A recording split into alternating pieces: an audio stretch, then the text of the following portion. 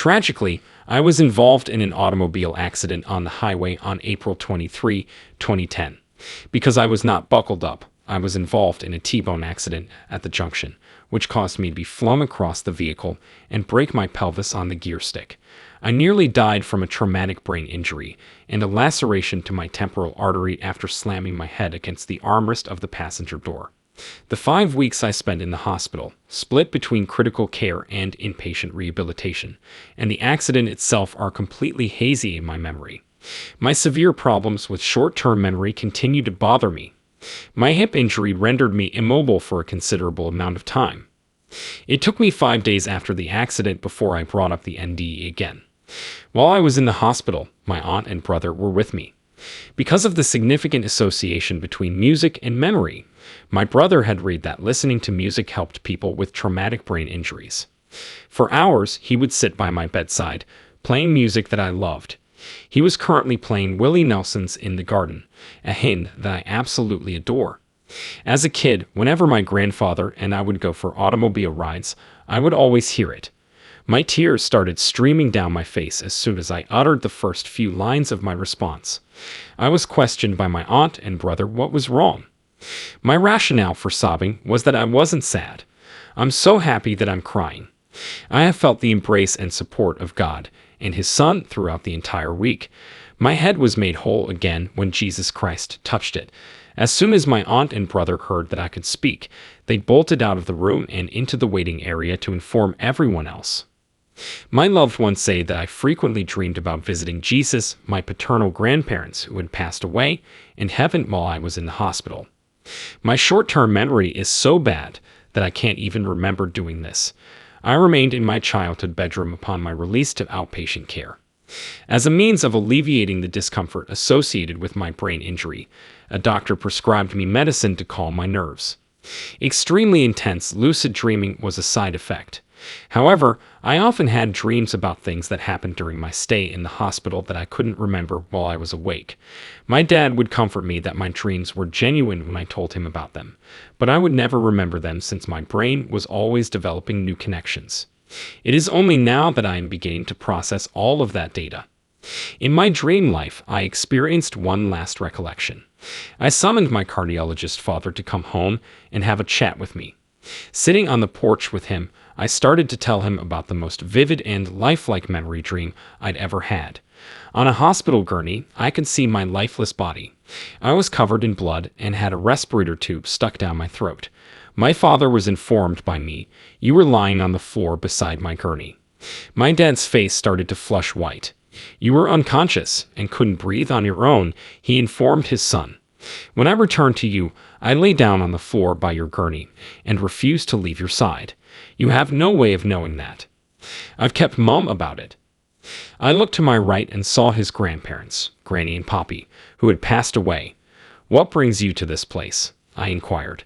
"Saint, we're here to protect you," they continued. In response to this statement, my dad started crying more heavily than I had ever witnessed him do before. He informed me, "Son, after we got the call about your wreck, your mother and I were flying down the highway." My heart was racing as I sped down the road.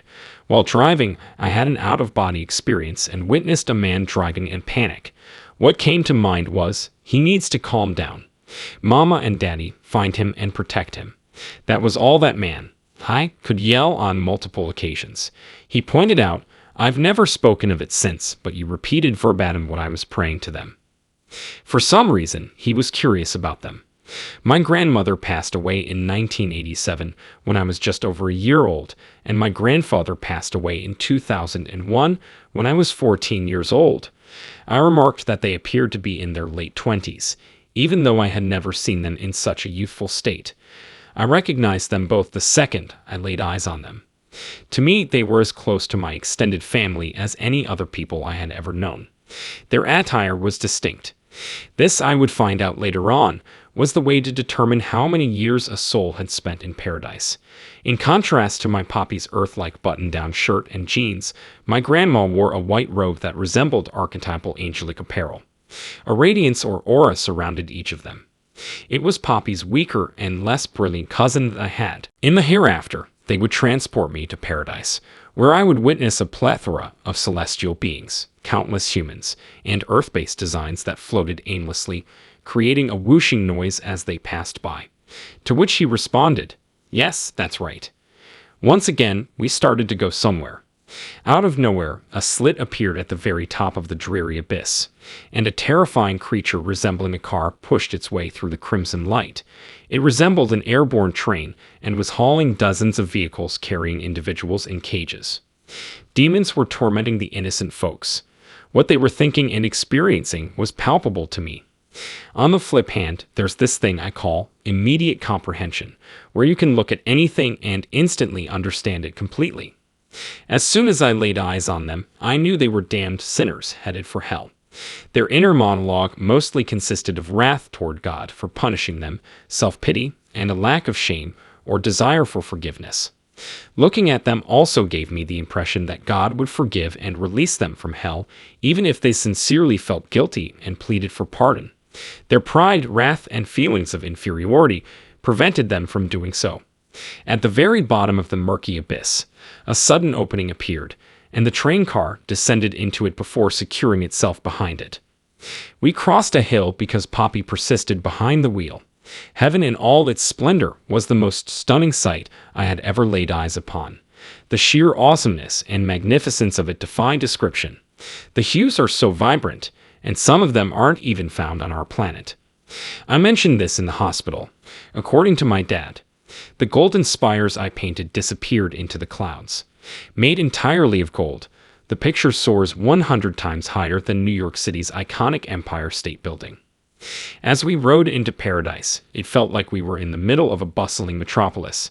There was an air of purpose as people strolled about, heading in various directions. Everyone was busy. Not only Christians, but people of all walks of life were present. People of all sexual orientations were present. While some wore robes, others wore clothes more typical of Earth. We pulled over to a ridge, parked, and stepped out of the car. In the distance, something that resembled a cloud was emitting a brilliant multicolored light. A voice like no other had ever been heard before. Whether it was spoken out loud or just in my brain, I can't tell. I felt a tingling sensation, like if electric surges were coursing through my body, and every hair on my body stood on end as it spoke. As soon as it spoke, I knew it was God's voice because of the immediate understanding. No one needed to inform me. The moment I heard it, I understood. Even though I had never heard or understood the language, I knew it to be God's. I knew to look over at my grandparents the second he finished talking. I felt loved and assured that everything would be all right by both of them. As I spun around, a golden double-sliding door caught my eye. As I approached, the door swung open automatically. Upon entering, I could feel it slipping away in silence. As soon as the doors swung wide, I noticed a man perched on a chair at the room's far end. The object halted its motion. I moved forward 3 paces and met his gaze. Their color was a brilliant golden amber, and they had a faint brown hue. Massive and chiseled, the man had olive skin and long, wavy black hair. It was Jesus, I realized at once. He looked Middle Eastern, was tall and powerful, and his build was typical of an ancient Israelite carpenter. I knew then that I had died and that this was my day of judgment. Crying and pleading for mercy, I got down on my hands and knees and tried to catalog all the wrongdoings I had done. Jesus started laughing, but in a good way. He was laughing in the way a parent might at a child who, after tripping over their own feet, went to their parents in tears and admitted that they should have gotten a spanking, but the child's behavior was so embarrassing that the father could only laugh. What he really meant was, "You don't think I know who you are?"